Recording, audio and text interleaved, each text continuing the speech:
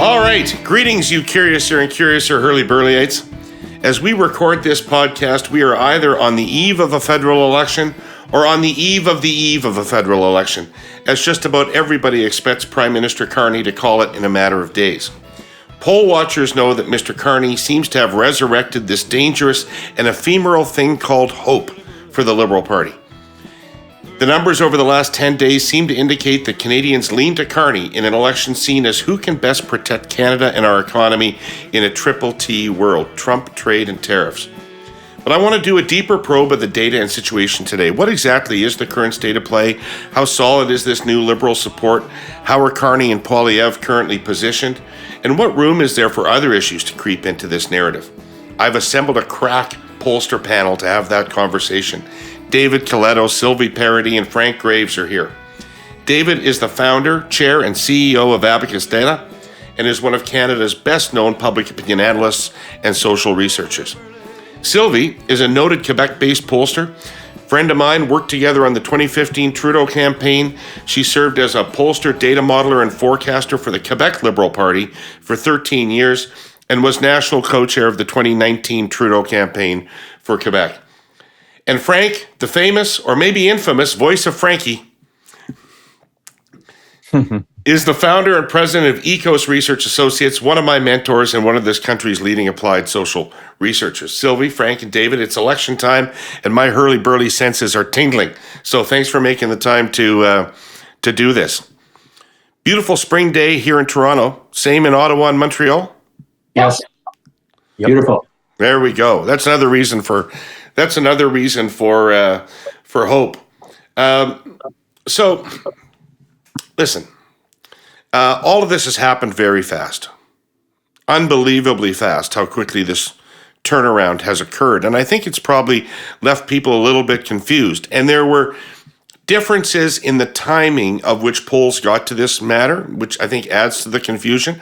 I want to deal with that later. But first of all, I'd like to get just a rundown from each of you, maybe David and Frank on the national situation and Sylvie in Quebec, on what you think the current state of play was. Election held today, what happens? Frank, can I start with you? Well, unbelievably, because at the beginning of this year, 82% of Canadians told me that we were going to have a conservative government, most likely a majority. I thought they could basically cut the engines, just cruise home, sip beer, and it was all done. But as of what I've been seeing developing over the last 2 months, which I've never seen before, is the most improbable inversion of the political landscape in a non-campaign period that I've ever seen. They've gone from having a 25-point lead. Depending on how we cut it, we see the lead now in the realm of somewhere between 10 and 15, maybe even more points in our most recent polling. This is, as I say, breathtaking transformation. But it is, in our polling, it has been a straight line, almost pure monotonic progression. It's not something which has been fluctuating wildly, so it doesn't indicate a lot of instability. And when we look at the factors that are driving it, but to return to your question, what I think would happen, the numbers, auspicious as they are for the Liberals, are actually better still when you look at the regional patterns where that would produce far more seat efficiency. So I would crunch the numbers, but they would come up with unbelievable results. This would not just be a Liberal victory, it would not just be a majority, it would be a massive majority because they now have, in our polling, a stable and sizable lead in Ontario, same newly within Quebec, a big stable lead in the Atlantic, and they're quite competitive in British Columbia. So those numbers would generate, if there's an election tomorrow, which clearly there's not going to be, a clear Liberal majority. And David, is that how you see it? I would say I'm a little less confident than Frank is on that outcome. I mean, I think almost all the pollsters agree on the trajectory we've seen, that linear line from, where we had the Liberals at 20% at the end of December and into early January, and we've seen a 14-point increase. I'm in the field right now. We're still seeing that Liberal vote share continue to rise.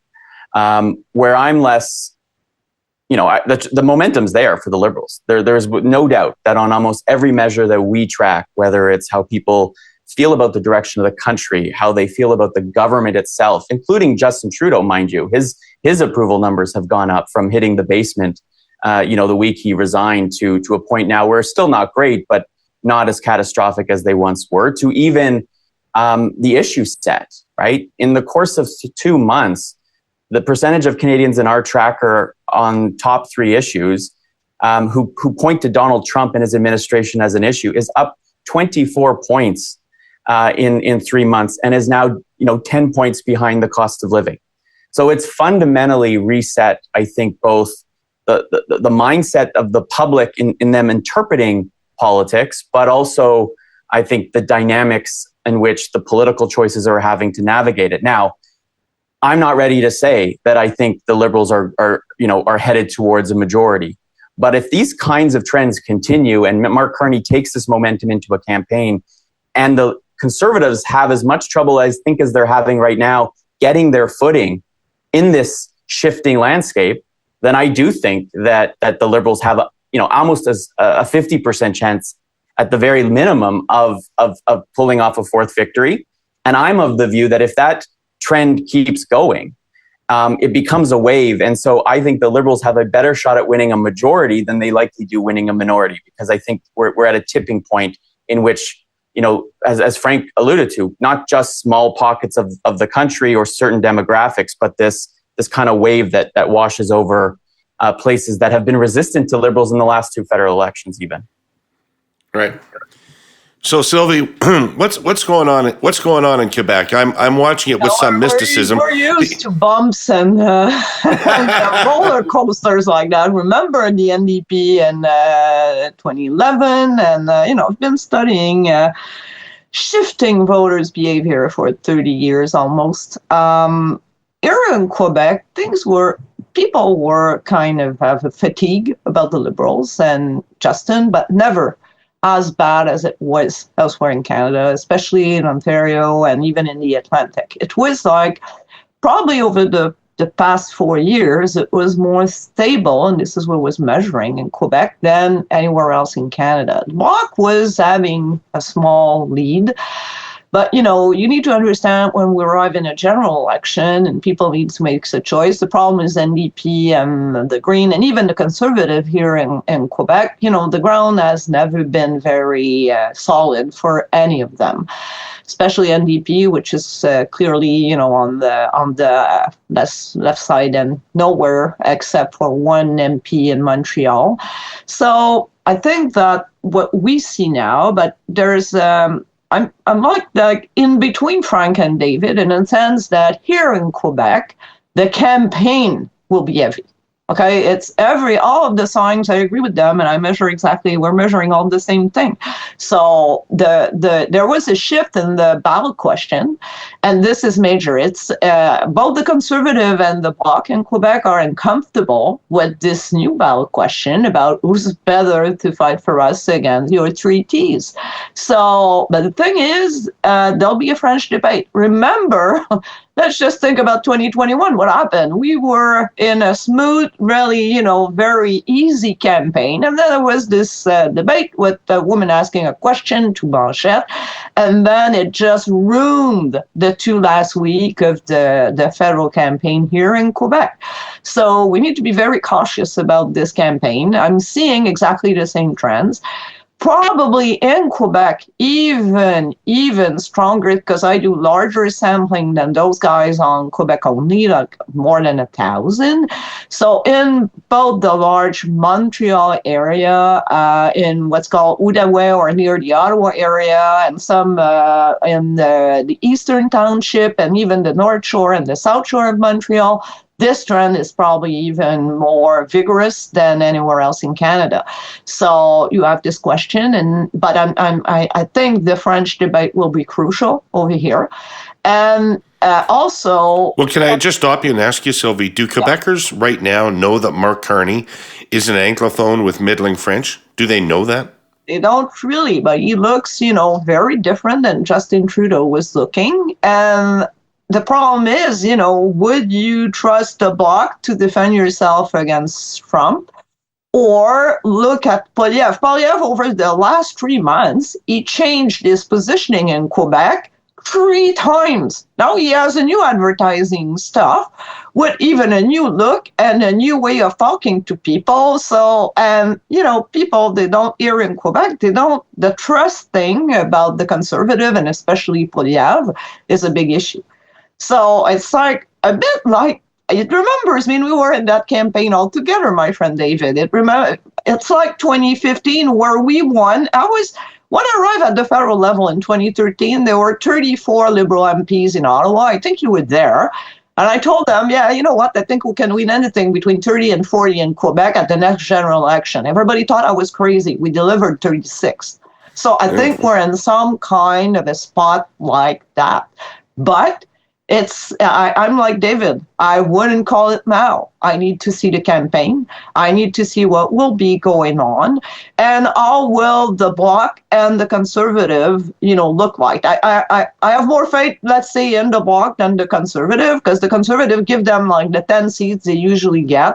They might get one more because now they got a CAQ guy as of today as a candidate in Tabasco or Richmond, I don't remember. So maybe one more, but it will be a tough ride for the Conservative. A bit of flag waving here, because this seems like an appropriate time for it.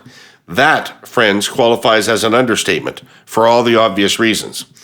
Not waving the flag for me, although I'm a certified proud Canadian. For our presenting sponsor, TELUS Health, a company conceived, owned, and operated in this country and embedded with Canadian values.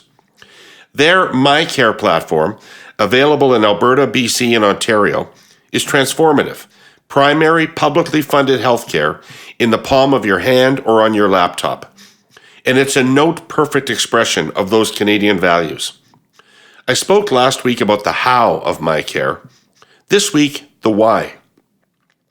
Born of this country's spirit of innovation, it honors, that's honors with a U, by the way, our long-standing commitment to universal access. Quality care made more convenient and more accessible because it leverages advanced digital technology and a user-friendly interface purpose-designed for Canadians. I've said it here before. We're a vast nation built on the strong backs of our rural and remote communities. MyCare vastly improves public healthcare access no matter how far you live from urban centers.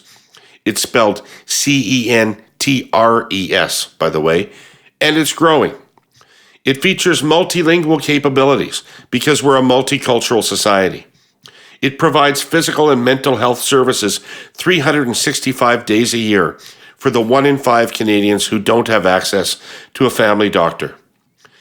And further to helping our governments reach their health goals while reducing burden to the system, TELUS Health's other virtual care products also make a huge contribution to employer-funded virtual care through workplace benefit plans in businesses all over the country. Ready access to physicians, nurse practitioners, and other health professionals, physiotherapists, clinical psychologists, dietitians, etc., with just a few clicks. TELUS Health and MyCare, Canadian innovation, sprung from Canadian values, transforming Canadian universal healthcare delivery.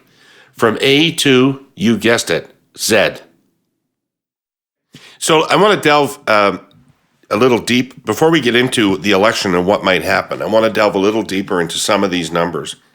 So, Frank, I'll turn to you as the progressive whisperer here.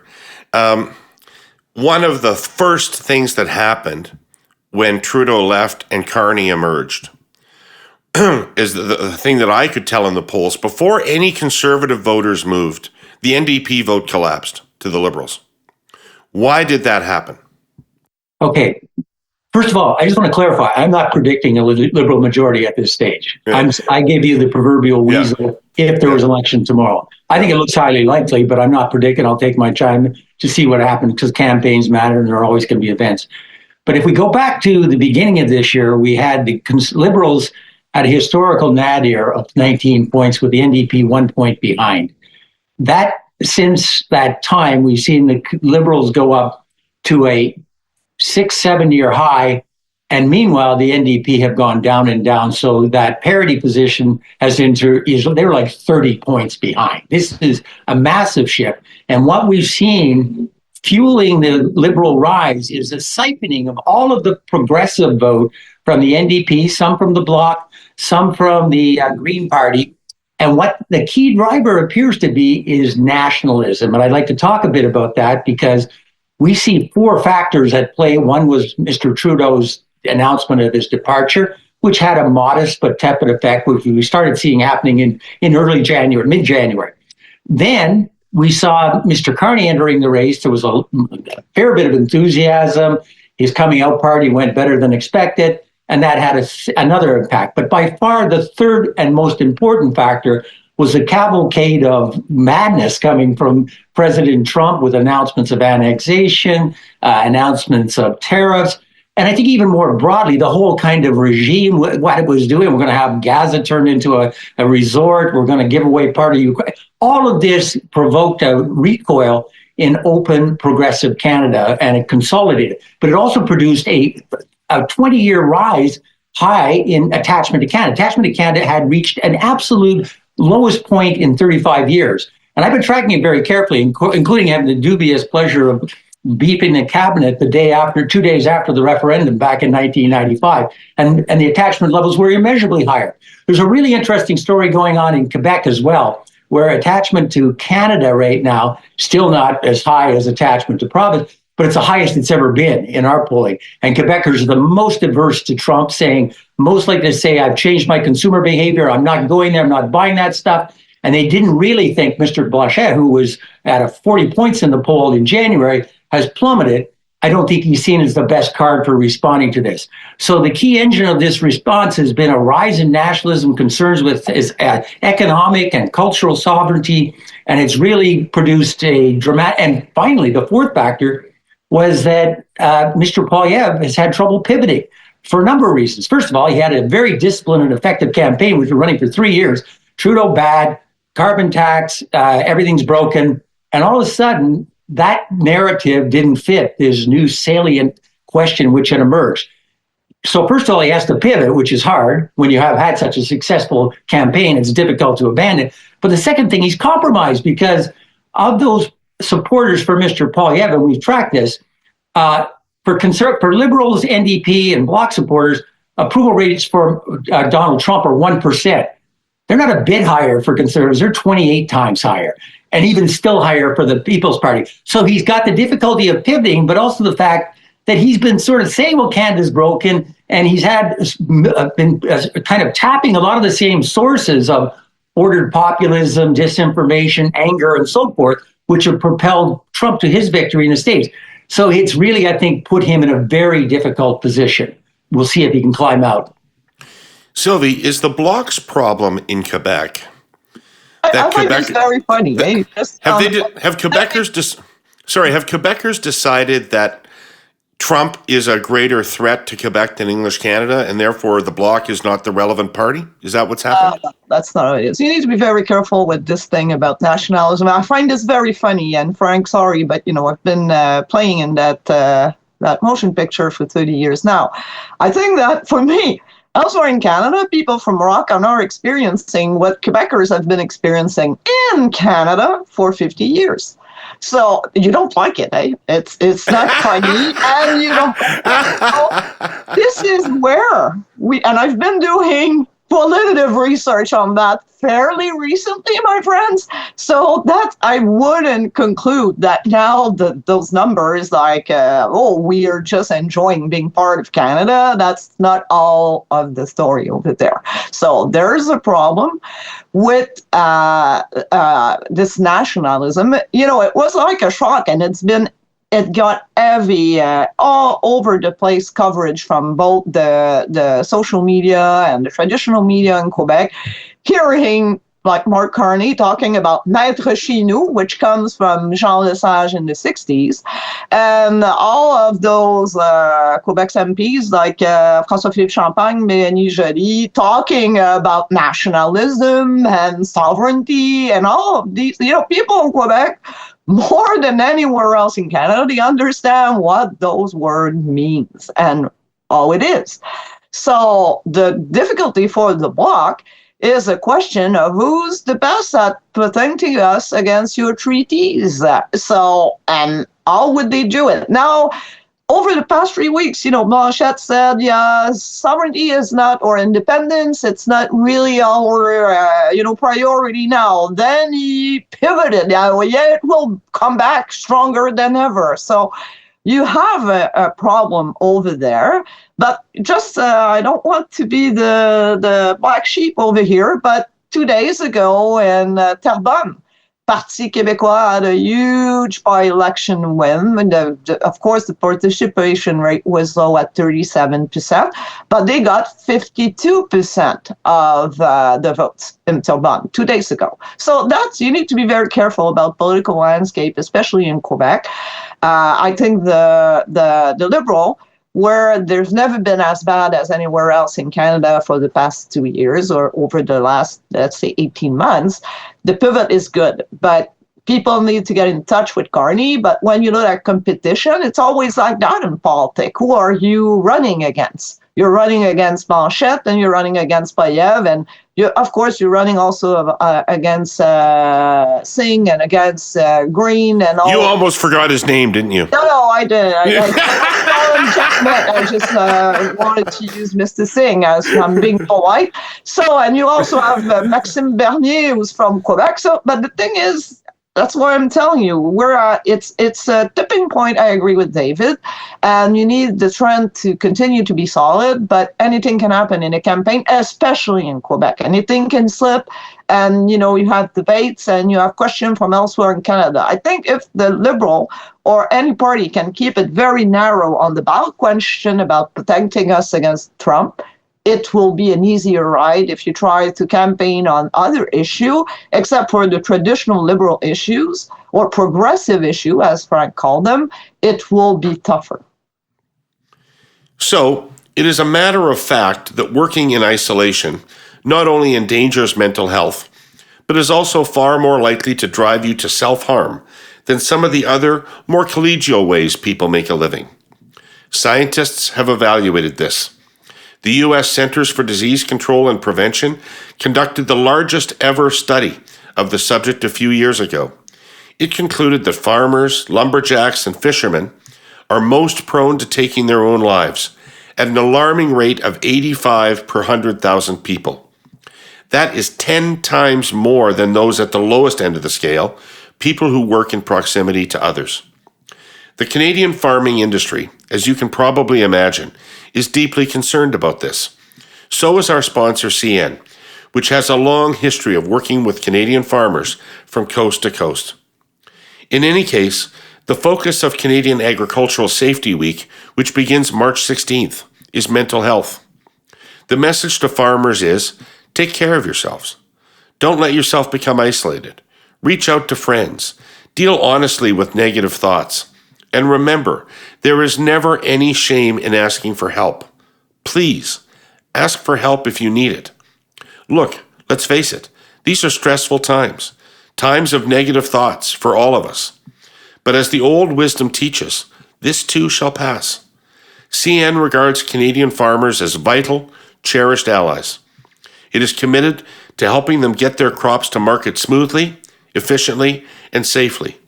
That's the way it is during boom times, and that's the way it is right now. Count on it. Elbows up, together. So, David, after the initial collapse of the progressive vote to the Liberals, Conservatives did start to move, and we've seen the Conservative vote totals in the polls go down from the mid-40s to the mid to high 30s. And I noted during the provincial campaign and the tracking that we were doing that 30% of Doug Ford's vote said they preferred Carney to Poilievre. So what is the crossover there, and what kind of Conservatives are now leaving Poilievre for the Liberals? I think it's a great question. I think what we're seeing, before, I think during the leadership race, 1 in 5 of those who voted Conservative in 2021 said they liked Mark Carney. Okay. That would have absolutely never happened with Justin Trudeau. There was zero likability among Trudeau, among anyone who voted conservative over the last two elections in particular, and that's largely because of that. I think the kind of conservative that is really appealing and looking at the Liberals again, I think are baby boomers. I'm fascinated by the swing that we've seen among Canadians over 60. They're the most animated in reaction to Trump. They're the most nationalist, to use that word again, flying the flags. Like, drive around your neighborhood and see how many households have put up a flag. I bet you 80% of them are over the age of 60, right? So there is this, in English Canada in particular, renewed patriotism that is signaling both in consumer behavior and political behavior a fundamental shift in what we understood Canadian politics to have been over the last decade, which is the Liberal Party is now substantially more well-liked and open to the boomer generation than to younger Canadians, which is really fascinating. And so for Poilievre, that basically means you are losing some voters that you almost were sure you had in the bag, right? Folks who had voted for you, or for the Conservatives anyways, over the last three elections, has probably helped drive Stephen Harper's majority in 2011.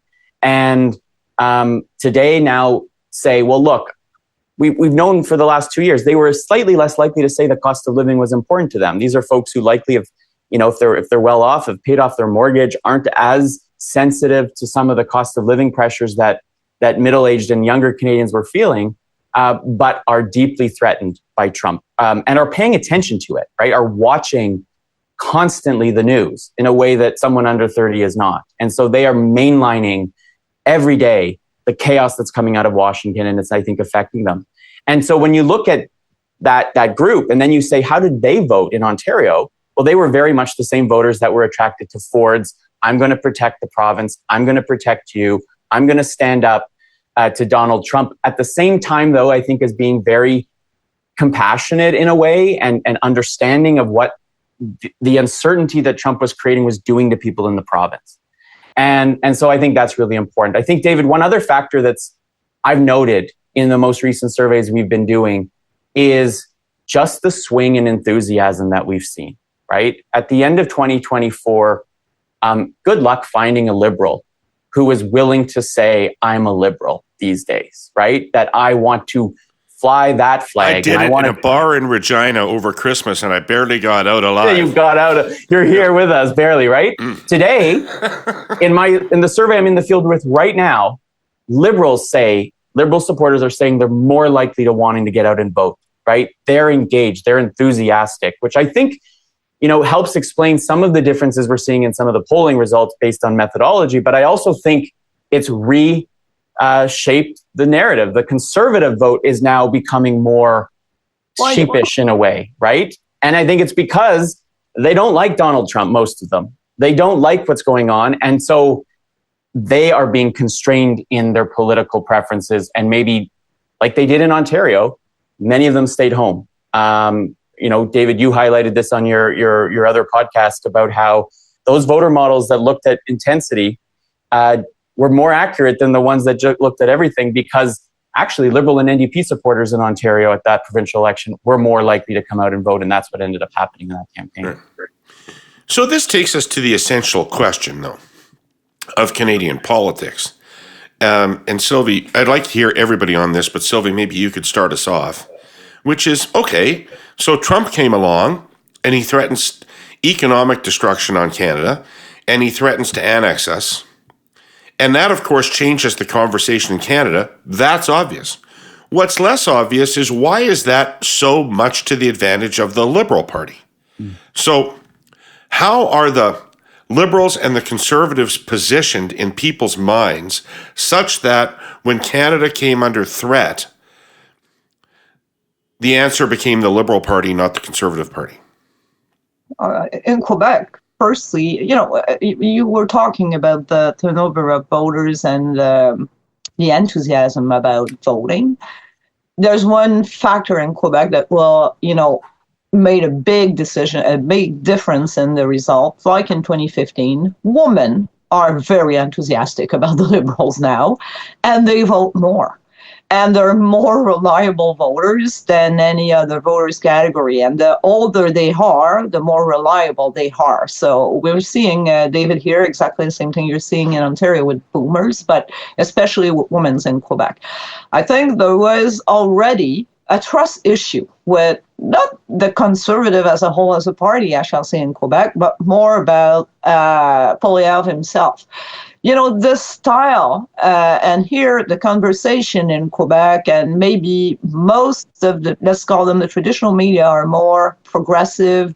And they've been defining him as some kind of a Trump-style politic with a lot of wedge politic, being aggressive. So this is Poilievre's, story and narrative in Quebec since he was elected as the leader of the PCC. So the thing about trust, you need to work about it. They've done negative advertising and advertisement everywhere in Quebec. I do usually recommend that if you play that kind of game in Quebec, you're playing with a two-edged sword. So I think that they've hit it. And now he's trying to, reposition himself with some kind of a strange advertising where he is sitting on an office with a new haircut and, dress as more like a prime minister than wearing his usual T-shirt. So if you look, when I showed those kind of thing to people, they're lost. And it's a trust issue. So can he pivot?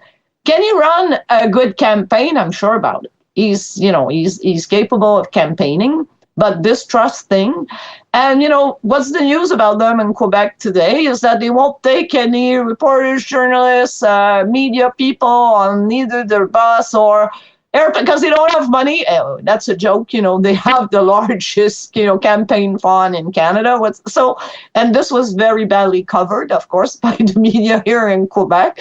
So I think it's that. And how did the Liberals survive? You passed from Justin, which was fairly still popular in Quebec, not as in 2015 or before, but he still has at a base.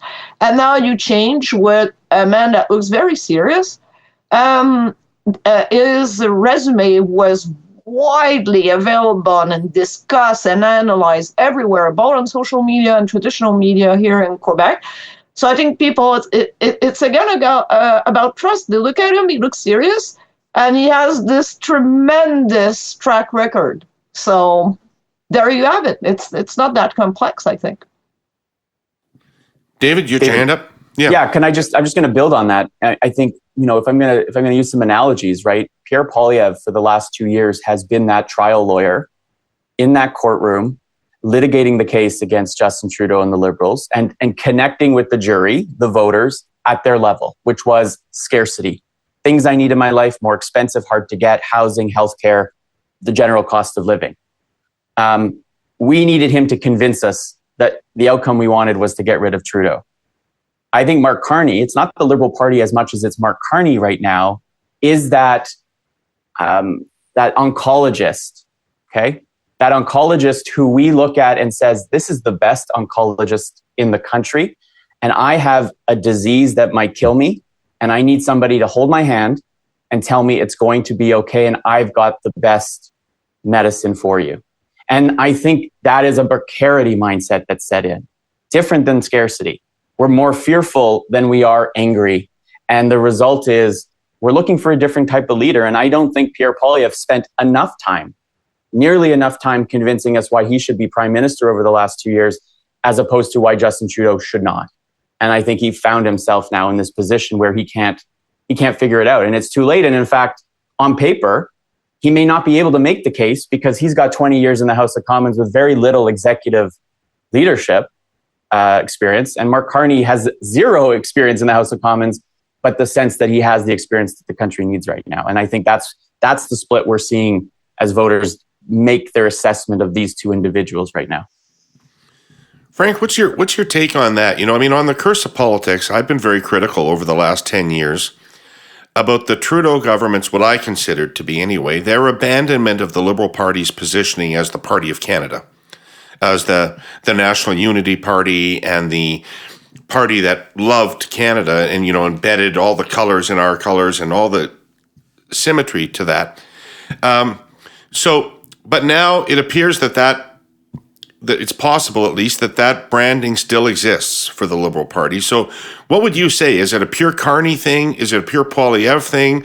Or is it a Liberal Party versus Conservative Party thing? What is it about this threat from Trump that hurts the Conservatives?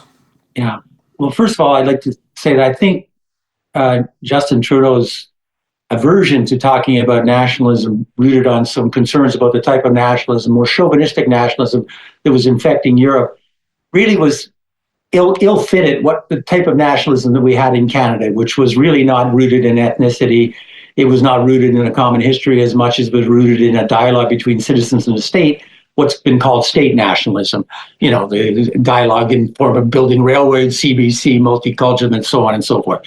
So I think that was a mistake. And this is now returning to that understanding of that type of nationalism, which I think is healthy and which is unique to Canada in many respects. But I'd like to root this in some deeper forces which have been percolating for a decade at least now, that have produced what we're seeing going on, not just in Canada, but in the advanced Western world, and in particular what we're seeing going on with Trump.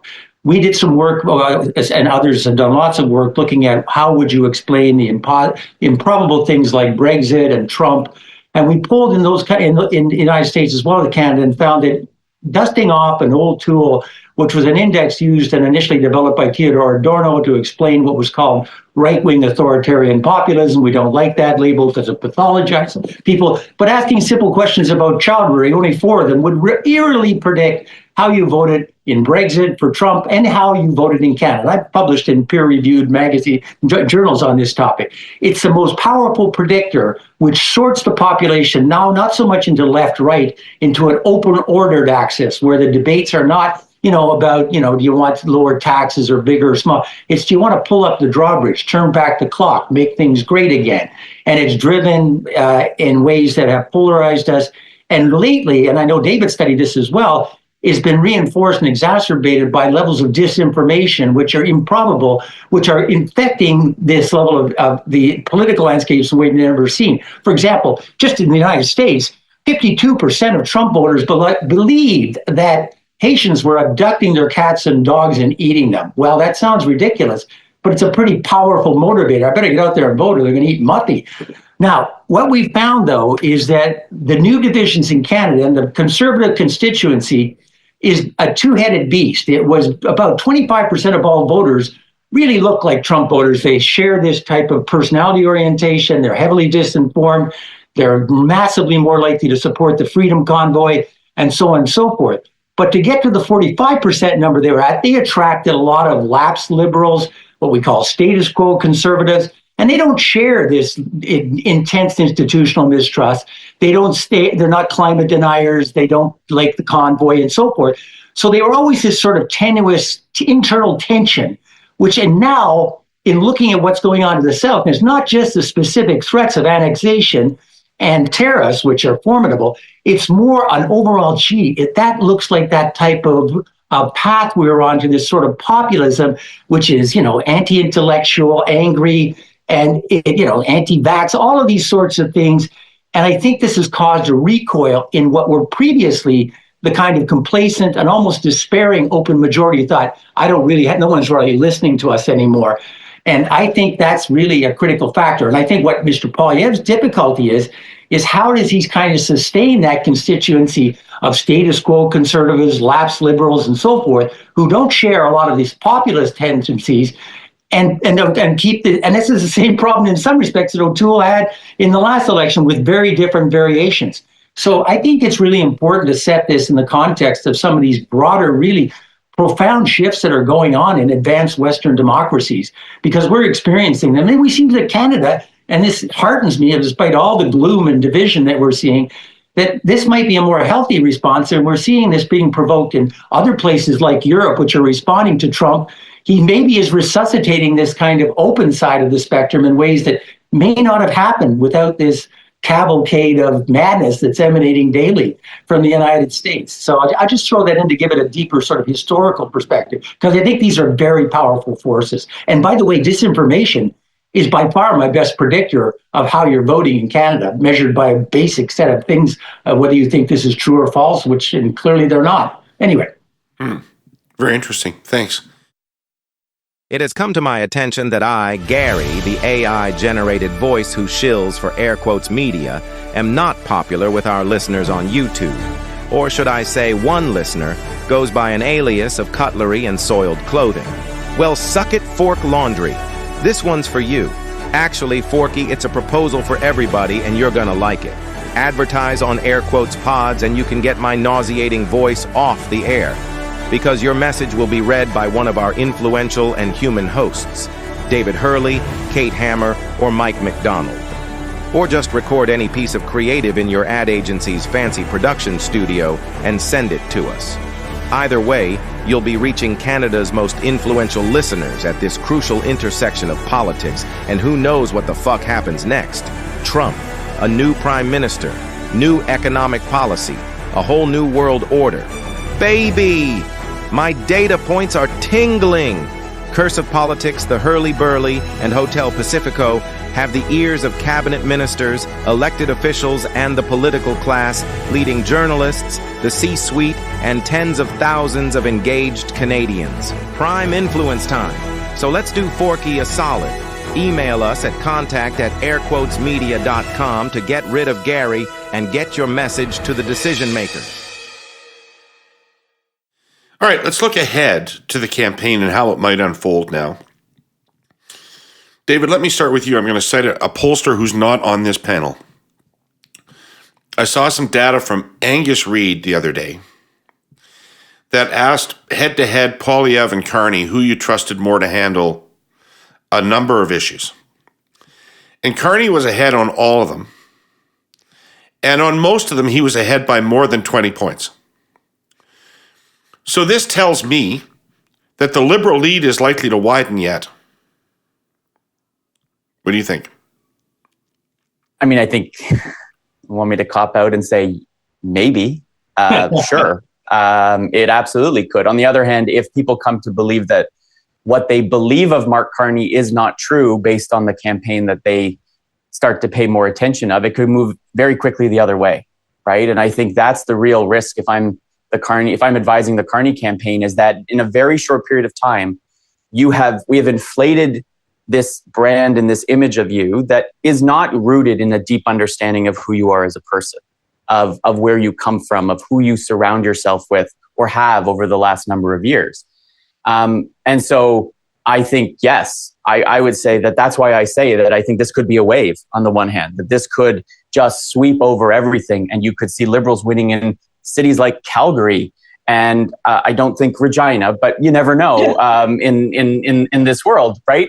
But on the other hand, very quickly that balloon could pop, right? And people's understanding of who Mark Carney is and what motivates him and drives him leads them to the conclusion that maybe he isn't the person we thought he was. And therefore it becomes a very different type of campaign. It becomes one that's much more tactical, much more one on the margins, very much like 2021 and 2019, I think were, right? These were not big question elections for most voters. So that's how I would read that, David. I think, yeah, if I'm Pierre Poilievre, I can't believe that I'm losing the economic issue to a Liberal today.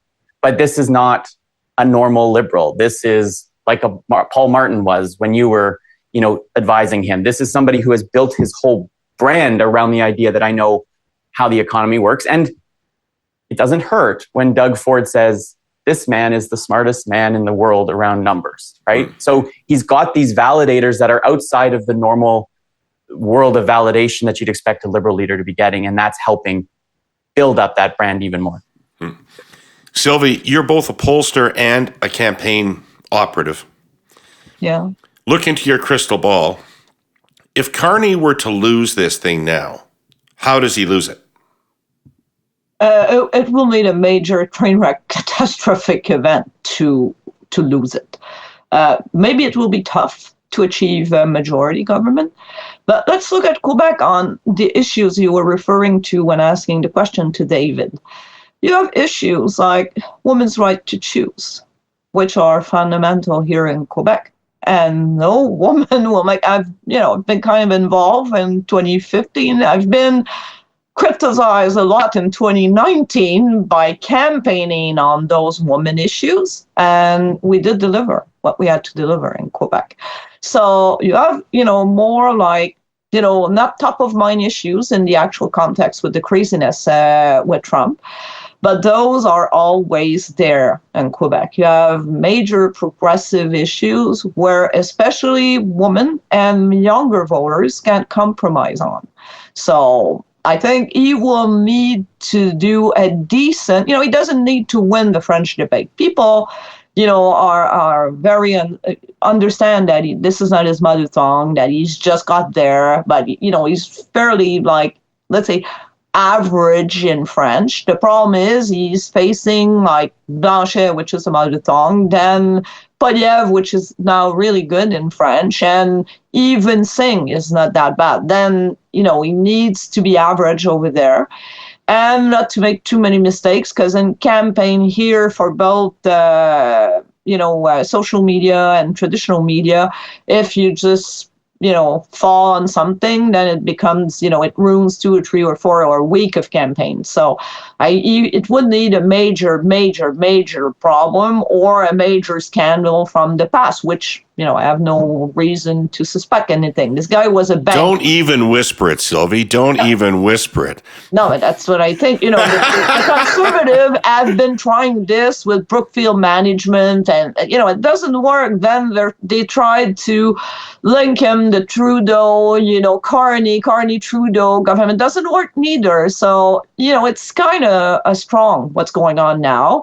And you need to, in Quebec, I shall say, you need to watch the bloc. Those that can pivot the easiest are the bloc, because they're only in Quebec. So if there's a major problem, a major issue in the Liberal campaign in general, it's the bloc that will take the space, not the Conservative over here.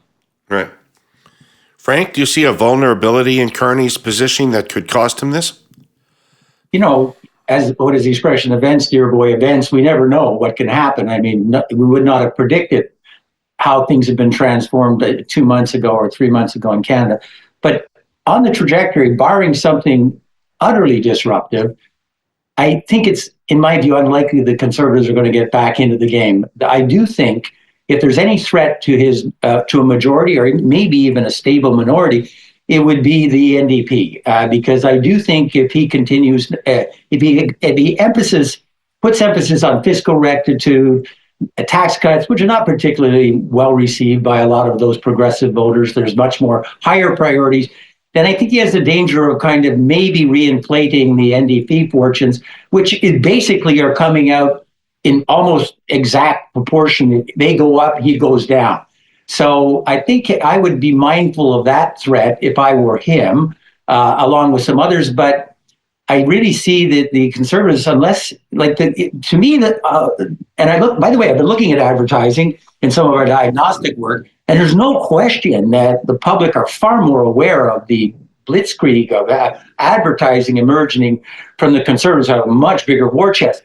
But notably, of those who are seeing it, it's not only not having a positive impact, they're saying it's actually reducing their chances of voting for the Conservatives, which is also borne out in the actual ballot results we're getting.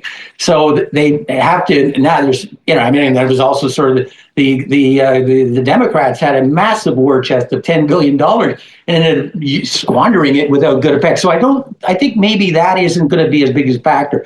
I think it'll be whether or not he can remain sort of authentically focused on, I am the guy who can handle this threat to our national sovereignty, to our economic sovereignty, and create a path which is going to, make Canada preserved in what's going to be a very different world in the near future. And if he meets that challenge, I think he'll get a majority. If he doesn't, then all bets are off. David, what could you've done a lot of work looking at Poilievre's attitudes about Poilievre. What does he have to build on to get back into this game with the new issue that's dominating Canadian politics? Does he have any core strengths that could be leveraged into making him look like the right person to take on Donald Trump? I would suggest that he needs to start by looking like he hates Trump more than he hates Carney. But What does he have in terms of image that he could use as a foundation for a new campaign? So I think there's two scenarios though, right? One is the scenario in which the Conservatives cannot change the focus of this election, right? And that is the one that you just described. You have to then appear to be as tough against Trump and to reject as much as you can about what he stands for and what he believes. But the problem is that exposes a quarter of your supporter base to Max Bernier and others to just stay home, because there is, as Frank has shown, as our polling has shown, not a majority, but a sizable minority of conservative supporters, even today, even as Donald Trump's negatives continue to rise, and I think it's down to 12% who have a positive view of him, almost all of that is currently Poilievre supporters. So he's got to find a way, but I don't think he wants to have that conversation. I think it's too risky, right? And your friend Jenny Byrne, when she was on your podcast, would remind us over and over how Erin O'Toole lost 2021 because they weren't conservative enough, that they gave in. Can they do that now? That would basically be the equivalent of saying, what Donald Trump stands for, everything that he has, I disagree with fundamentally, and I'm going to be as tough against him as anybody else. We asked a question that I think gets at this. We asked people, how do you think Poilievre would have voted if he could have in the US presidential election? And a majority of Canadians thought he would have voted for Donald Trump.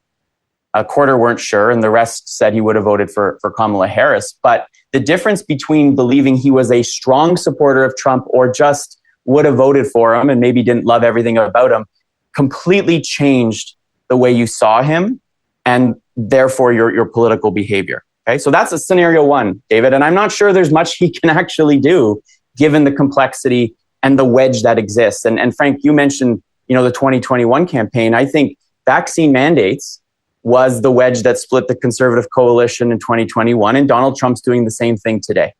Okay, now here's where, if I was advising them, what I might say you have to roll on is that there is half this electorate, I would say under the age of 40, who are not watching the mainstream news, who are 26 points less likely to say Donald Trump is a top issue, and are still deeply worried about their ability to buy a home, pay the rent, live life, and have a job on the other end, and aren't necessarily connecting dots between the threat that Trump,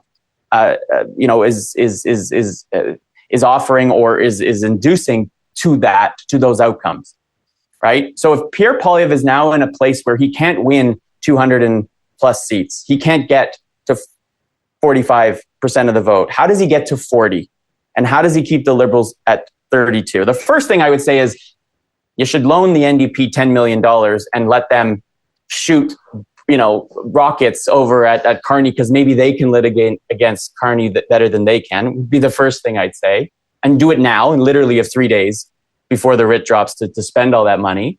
But more realistically, you've got to speak, I think, weirdly to young people, and you've got to hope that young men, that millennials, like I'm an old version of one, who are still feeling deeply alienated from the trajectory that the country's going, can be riled up in some kind of reverse generational warfare, right? That's a long shot. But given what I see in the landscape, I'm not sure what else they've got, because they're not going to win on the battlefield of Donald Trump. I just don't think they can win that one. So, Frank, let's explore that potential for other issues to emerge. I was confused by something I was seeing in the tracking in Ontario during the provincial election, which was that at no point in that election did fewer than 50% of people tell me the most important issue was the cost of living. And at no point in that election did more than a quarter of the population tell me that Trump was the most important issue. Yet that election was clearly about Trump and not about the cost of living. Unless those two issues are intertwined in a way that I'm not fully understanding. Is there room for votes in this election to turn on issues other than Trump? Well, I do agree with David that for under 35 Canada, issues of affordability and housing in a general sense, even deeper than that, when I asked that generation, are you doing better than a generation before you? about 7% say yes. And that's in harder measures of intergenerational mobility and making more than your parents at this day. Same kind of phenomena. They can't afford a house. They're not going to have a secure retirement. But when I ask them, what about a generation from now, 25 years in the future, the number shrinks further still. And that is a very overwhelmingly powerful level of despair that I think could be tapped possibly. By the way, I would point out that it varies dramatically across young men and young women in ways that we've never seen before. The incidence of young men who exhibit higher levels of anger, institutional mistrust, and disinformation is like 3, 4, and 5 times higher than for young women. Young women more likely to be stressed and despaired, but they are really. But yes, there is something there. But frankly, it's out there right now, and I don't think it's morphing or changing. And if certainly if the Liberals can come up with a compelling answer that speaks to that intergenerational fracture, saying, for example, it's time to build some large national projects to create a plethora of good jobs, such as high-speed rail or rebuilding a hydroelectric corridor or a Marshall Plan on housing. Those sorts of ideas we find are extraordinarily resonant with that cohort. And so I think, perhaps shifting the narrative away from, we're going to have middle-class tax relief to, no, we're going to rebuild this country, both in terms, and by the way, all that extra aluminum and steel we have, all of a sudden, we got an immediate place we could deploy that in Canada, and we could see the benefit. I'm also finding things which are utterly unthinkable, like 80% of Canadians. I'd like to join the European Union. This is like off the charts. So if they can weave those things together into a narrative, economic narrative of hope, I think that really would make it difficult for Mr.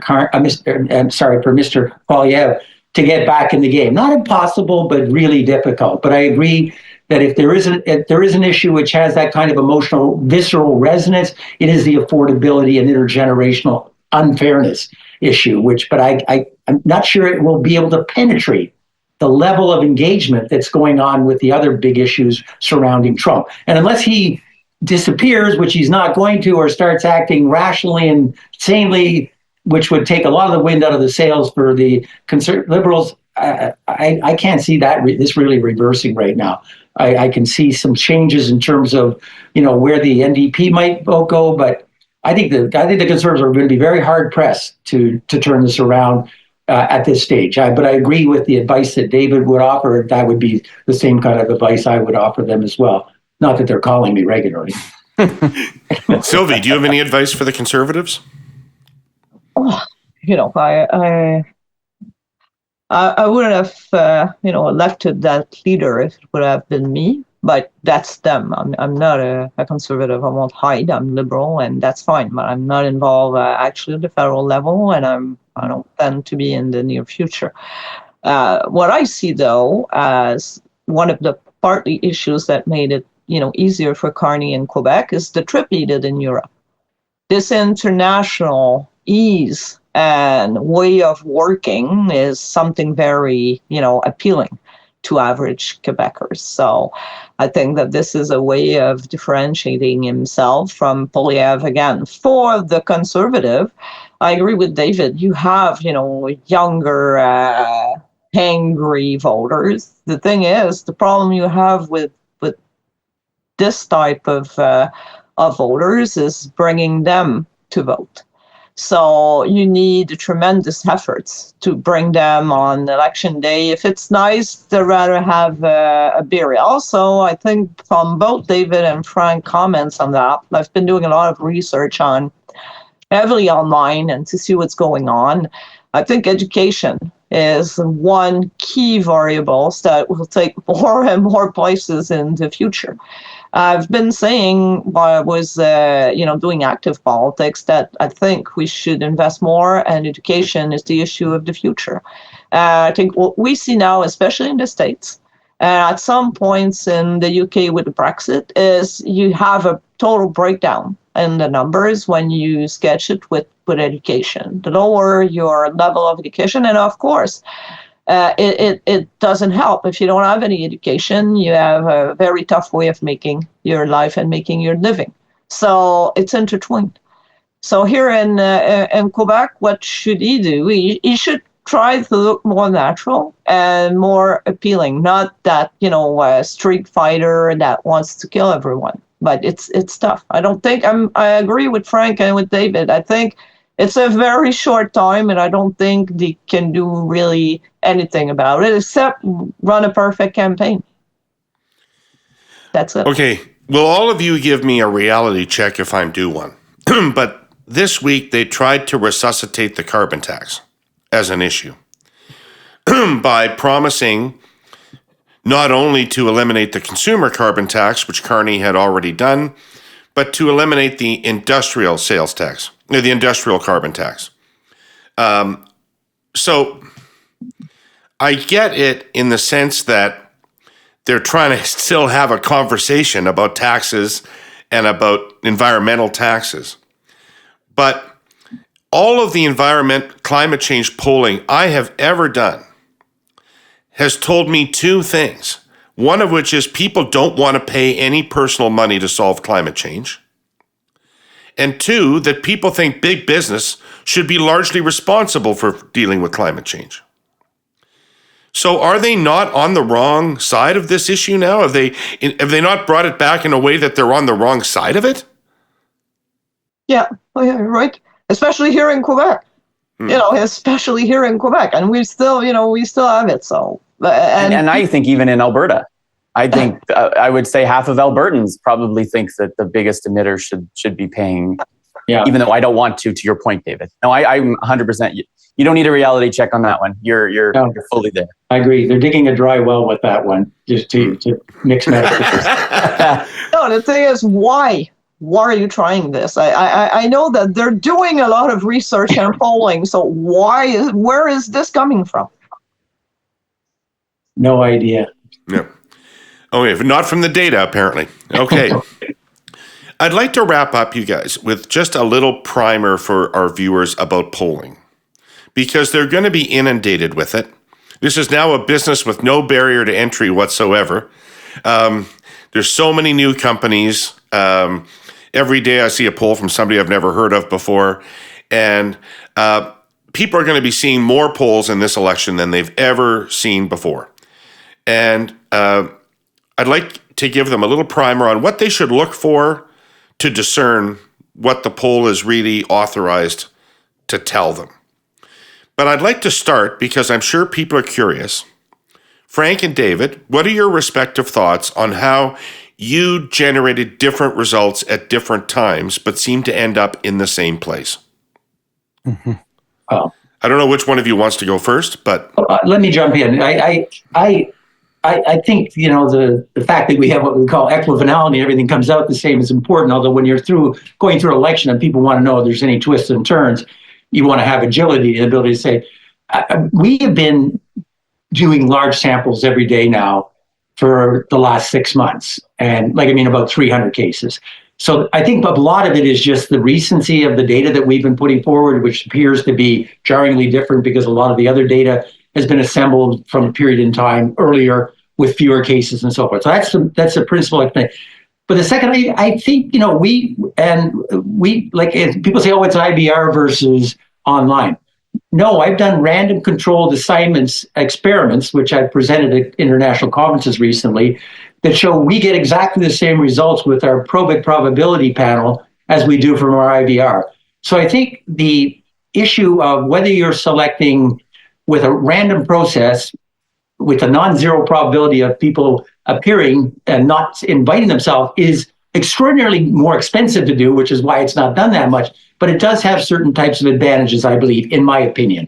But I do believe that there's lots of good methods out there, but I believe there's lots of really sketchy stuff that's appearing these days. Not lots, but too much. And that we really need to have a stronger, I like the way that APOR and ESOMAR kind of operate in Europe and America as a kind of clearinghouse for saying, okay, this is what you can and can't say, and it's based on the consensus. In Canada, Crick tries to do that, and they make a heroic effort, but I think we're not as well served on that front. And the proliferation of, I get polls all the time on my cell phone from people I've never heard about that are clearly really sketchy, poorly conceived. And I think it's a problem because it can distort. And although I think people overstate the degree to which polls shape or influence, they reflect. There are some people which will change their voting behavior because of a bandwagon effect, but there are just as many who will jump off the bandwagon because of it. So I think the net impact is typically pretty trivial if measurable. But that doesn't mean we should let all kinds of crappy polling out there. It is a bit of a problem. There's not all kinds, but there's more than there should be. Most of the pollsters in Canada do a really good job, by the way. But the track record in Canada is better than it is in the United States and better than it is in the UK, historically and in recent elections. Okay. David, do you want to take a crack at the difference in different polls and what they're finding and why that might be? And then more from that into, because I'd like to hear this from each of you, advice you would give listeners about what to think about when you're looking at a poll. Well, first, thanks for dangling the bait, David. I'm not sure I'm going to completely bite, but I think it's a good question because I think, especially over the last 3 months, there has been more divergence in the polls than I have seen in the 20 years I've been doing this. And as somebody who's had the Conservatives slightly higher and the Liberals lower than almost everybody else, you can bet every single day I'm in my data set trying to understand why. I think there are two things I think about all the time. One is, are we accurately measuring the actual electorate? Is this a representative sample? And I think when you look at the track record of pollsters, and which would be my advice in terms of how to make sense of what is likely better than others, and I agree with Frank. I think I'm proud to be a Canadian pollster in a field of colleagues that do excellent work and have a great track record. We're always asked about US elections. We're rarely asked about why the Canadian ones got them wrong, because we rarely do. Even though every journalist will call me the night before the election asking to prepare a story about why the polls failed, but not one about why we got it right. Separate issue. Look, when it comes to methodology, I think first of all, non-probability sampling has been as accurate, if not sometimes more accurate than the random sampling that we have available to us. But I think here's my honest take of it. I think Frank's methodology is very good at picking up enthusiasm. And that's why he captures it first. And the IVRs sometimes capture that first. And when you're using an online panel like mine, and you've got, I think, actually a less engaged group of people, because to pick up the phone and complete a survey at all, whether it's with an automated or a human on the other side of that line, you've got to be somebody special in these days, right? You got to pick up that phone. You've got to be willing to take 5 to 10 minutes, sometimes 15 to answer it. And you often don't get an incentive for doing it. Whereas online you do. You get some points, you get some money. Yes, you may be answering more surveys more often, and that's why maybe you're less likely to change your opinion as quickly over time. But I think we always end up in the same place because elections have the tendency to create the electorate that ultimately comes out. And I think we both measure that at the end of the day really well. And you saw that in the Ontario election, right? The IVR polls actually did quite well. And better, in fact, than the other pollsters in many ways. So, but I'm constantly left with the idea, and I am cautious in that way, that I think what I can I just ask you a question about that, David? Yeah. Because I'm curious about this, what you think about this. If your numbers were exactly what the election result was, given what we talked about earlier about turnout, were you right or wrong? In the Ontario election? Yeah. If your numbers were exactly what the result was your poll right or wrong? Well, it depends what you're trying to measure, right? Well, you're ostensibly measuring the whole population. Unless you were explicitly measuring likely voters, you were measuring the entire population, right? Correct. And we've just agreed earlier that the result was heavily dictated by the turnout. Well, let me tell you a little story, David. And I listened to your podcast with Kyla, who I respect a lot, and I was seeing the exact same thing in our numbers, right?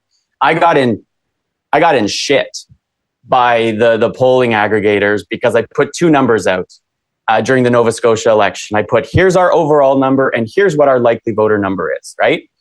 And so I decided in the Ontario election, I'm not going to do that. I'm going to put one number out because everybody wants one number. And I'm somebody who believes like certainty is something I can't guarantee.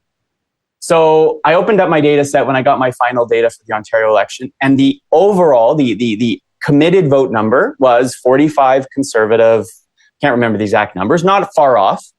But when I looked at my likely voter number, my version of that model, it was almost exactly to the result. 43 Conservative, higher NDP number, and 30% for the Liberals. I put it aside and I said, that makes no sense to how I view the world. I made a mistake. I should let the numbers do the talking. But to your question about what are we measuring, I think we have to be honest with ourselves. Now, the other thing is, there are instances where those who don't vote might have voted the exact same way as those who don't, and therefore we're actually measuring the same thing. But the biggest challenge, I think, and you've mentioned it all the time, David, is getting that likely voter right. And there's no magic bullet, there's no obvious way, but my lesson from both Nova Scotia and Ontario now, in the last 2 elections I did polling, is I'm going to trust my numbers. And the way that I've been trying to measure that likely voter is probably what I'm going to, that number you see out on the final election poll will be my likely voter number. And I'm going to put out one number, and that's the one. All right. Thank you for that fulsome response. So, Sylvie. Yeah. Advice to my listeners. I'm in business as these guys. I don't publish, public poll. I'm some kind of a private poller more.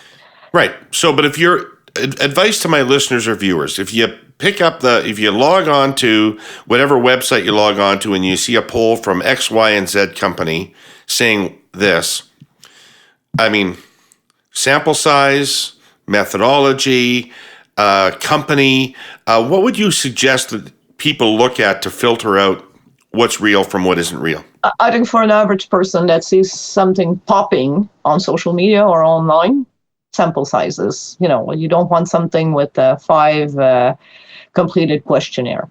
Also, the way it's presented, then, it's a question, again, of people, but will someone looking at a funky poll on a link will follow it and go through it, or will just swipe it and pass to something else? So, I've been doing a lot of research on and in volume online, and I think that the way of getting more accurate to answer partly to your question on prediction of election results is also a mix of working with new and out of the box metrics online.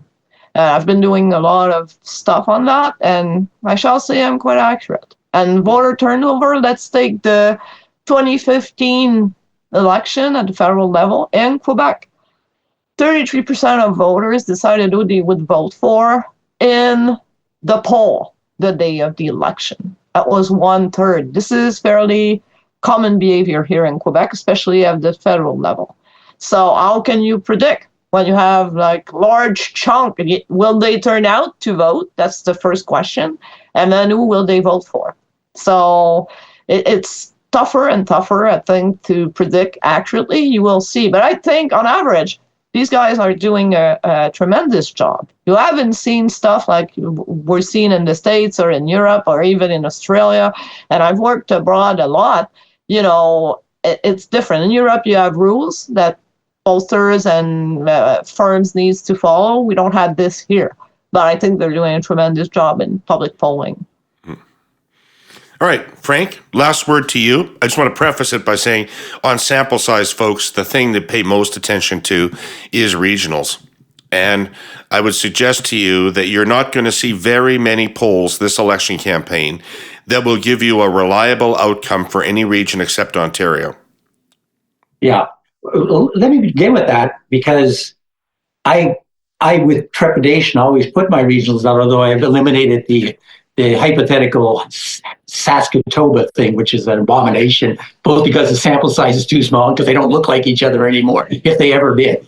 Right. But I will inevitably, if I'm putting out a poll, every week, for example, and I've got regional breakdowns, within 2 weeks, I'm going to have, first of all, the margin of error is going to be such that you're always going to see situations where something looks strange and people go, oh, your poll's off. No, my poll's not off. If you don't see an odd result like that, it means either it wasn't being sampled randomly or the data are being, somehow manipulated, because that's just how it works. If you're flipping 1,000 coins, you're going to get 500 heads and tails. If you're flipping 30, you might occasionally get 25 or something. So, but that aside, I want to make it clear that we sample a unknown population. No, we sample a known population of all eligible voters. And I have tried every trick over the years, the most rigorous methods of trying to come up with a likely voter model. And I'm going to tell you, and David, good luck. I know that sometimes they work, sometimes they don't. I know that Gallup, one of the best pollsters in the world, stopped doing that kind of polling because their likely voter model, which used engagement levels of enthusiasm, blew up on them because once it didn't work. And that's the problem. The future doesn't always resemble the past. Or was Yogi Berra says, prediction's really hard, particularly about the future. Even the next day is really hard. Just go back to the last election. I know that in Isomar, and a guy named Finn Rabin has a 5-point evaluation scale for assessing whether the polling is accurate or not. And he says, to answer your point, that a difference between your final poll and the outcome is not necessarily an error, particularly if there's been a shift. In the last election, he had a thing called the win ratio, which we were 0.1 within the Liberals, which was great. But on the other hand, we had the Conservatives too low and the PCP too high. But guess what? Cumulatively, we're within 1 point of them, as we were every other party. We did an exit poll, and we found that the People's Party voters, because of fears of electing a Trudeau government or just knowing they were going to get an outcome, stayed home. So we would adjust that going on. But we have to understand that if there are systematic differences between the portion of the population who are voting, and we know the population of all eligible voters after the day after the election, which is why our exit polling typically is right on. But if those differences are systematic, getting the same result can actually be an error, which conceals or looks like, oh, it was accurate. So it's really, really difficult. But, coming up with a likely voter model, we know that things like knowing where your polling station is, knowing the day of the election, serial voters remain serial voters, serial non-voters stay in that state until they don't. And, that's the problem, that, predicting the next day behavior, even the best economists in the world have blown up trying to predict next day behavior. So we should probably be more circumspect, but keep trying to do a better job. But I think, if you're in Australia or Denmark, you got mandatory voting. The problem of the systematic differences disappear because everybody votes, and they still get things wrong. Anyway, it's a complicated question. By the way, one final point, it's really a tough one because statistical understanding, I think it was Kahneman who just died last week or so, in Thinking Fast, Thinking Slow, noted that his MIT graduate course in statistics got half of his trick questions wrong because it's really counterintuitive. Statistics and probability doesn't make any sense. And so trying to get into debates and discussions about this with people, why is your Alberta result so weird? It's a waste of time, frankly, because the level of fluency about this, and in the media, it's gotten lower still. You used to have really strong people, Paul Adams and Ellie Alboim and so forth, and the departments have fully staffed. None of that doesn't exist anymore. So it's a bit of a mug's game. I'm surprised it works out as well as it does. And in Canada, it really does work out quite well, I think. Excellent. Listen, I've kept you for longer than I promised you. So this has been fantastic. I've super enjoyed this conversation. Frank and David, thanks for being back. Sylvie, thanks for finally agreeing to come on this podcast after years of me begging you. It's not begging. I wasn't comfortable. It's an ethical question for me. I'm uninvolved, so I can comment now. Right. So I've been heavily involved in I always tell people I've always been in only one business, David, the winning business. Not in the polling business. I was in the winning business. And now I'm on the side, so I'm done. So it's my pleasure. It was really fun. I enjoyed discussing with you guys. It was a pleasure. Thank you so much. Thank you. So thank all three of you. I'd like to thank our presenting sponsor, TELUS, and our sponsor, CN Rail. And everybody who watched or listened, thanks for doing this. We'll be obviously having intensive coverage of the federal campaign right through. So come back and get more analysis about what's happening in federal politics next week on the Herle Burly. But thanks for being here today, and take care of yourselves.